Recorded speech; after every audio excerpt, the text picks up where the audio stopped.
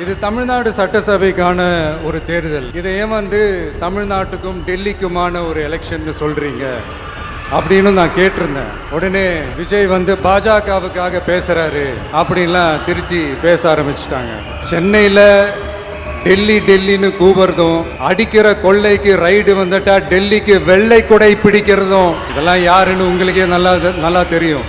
சில நாட்களுக்கு முன்ன நான் சொன்னேன், இந்த தேர்தல் தமிழ்நாடு வெர்சஸ் என்டிஏ, இன்னும் சொன்னா தமிழ்நாடு அணியா டெல்லி அணியா என்று பார்க்கிற தேர்தல் என்று சொன்னேன். உடனே நம்ம எதிரிகள் என்ன சொன்னாங்க, இது சட்டமன்றத்திற்கு நடக்கிற தேர்தல் தானே, இதை ஏன் தமிழ்நாடு வெர்சஸ் என்டிஏன்னு திமுக சொல்லுது, தமிழ்நாட்டுக்கும் டெல்லிக்குமான தேர்தல்னு ஏன் ஸ்டாலின் சொல்றாரு கேட்கிறான். திமுக என்கிற மாபெரும் இயக்கம் தேர்தல் நேரத்தில் மட்டும் மக்கள் கிட்ட வரக்கூடிய கட்சி அல்ல, மக்களின் உரிமைகளுக்காக எப்போதும் களத்திலே நிற்கக்கூடிய கட்சி.